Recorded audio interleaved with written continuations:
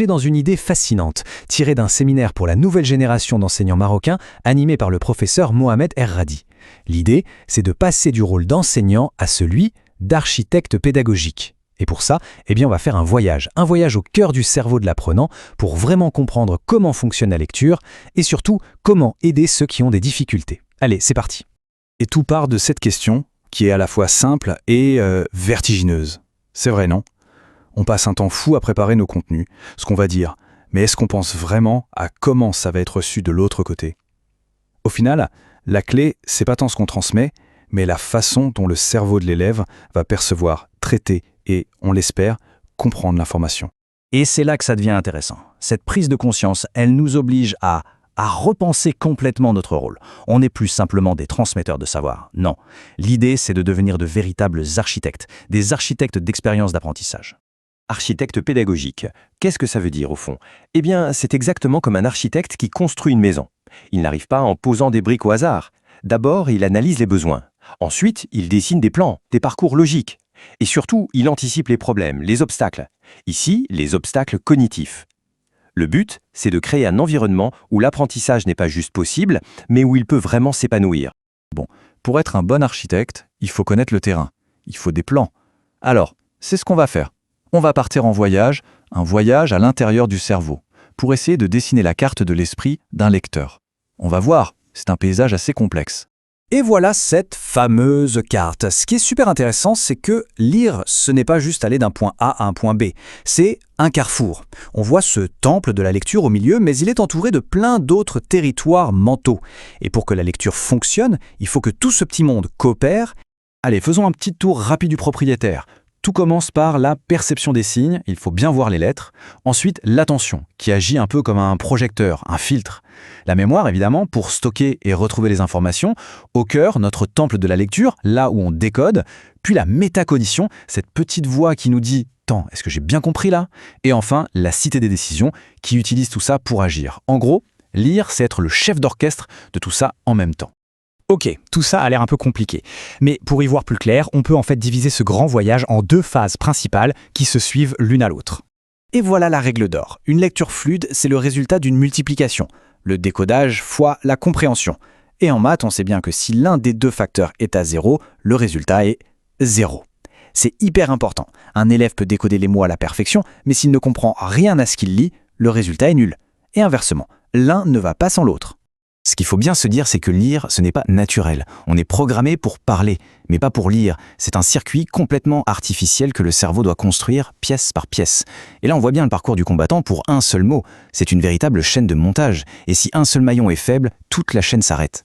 Zoomons sur la première phase, le décodage, la pure mécanique. Imaginez un peu. D'abord, l'œil doit faire la différence entre des formes qui se ressemblent terriblement, comme un B, un D, un P et un Q. Ensuite, le cerveau doit transformer ces dessins en sons. Et c'est pas fini. Il faut garder ces sons à mémoire quelques secondes pour les coller ensemble et former un mot.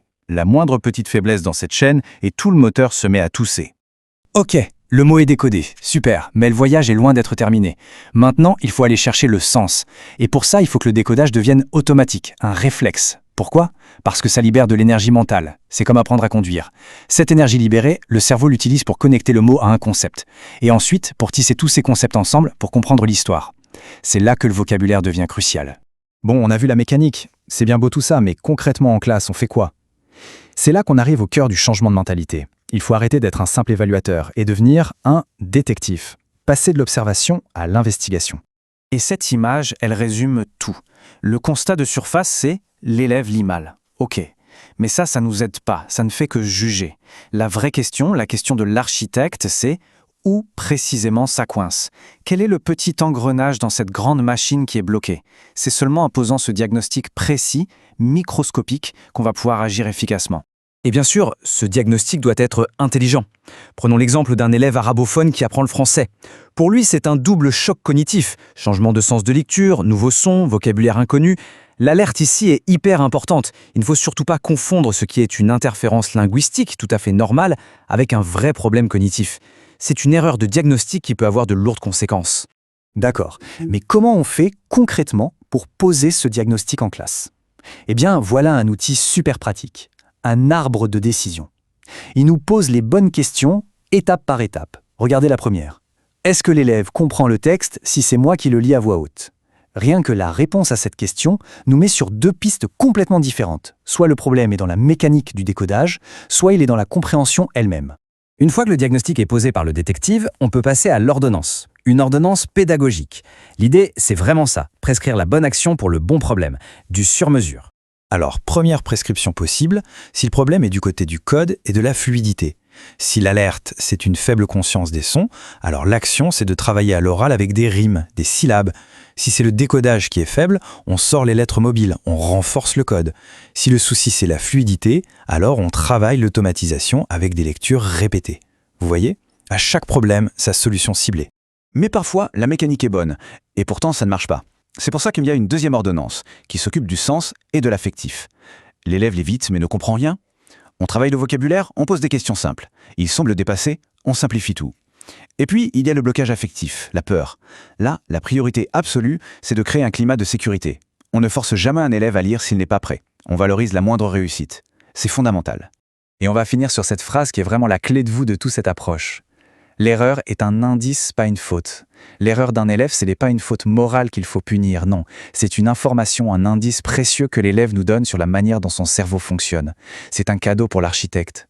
La question n'est donc plus pourquoi il se trompe, mais plutôt merci pour cette erreur, qu'est-ce qu'elle m'apprend pour l'aider à construire ?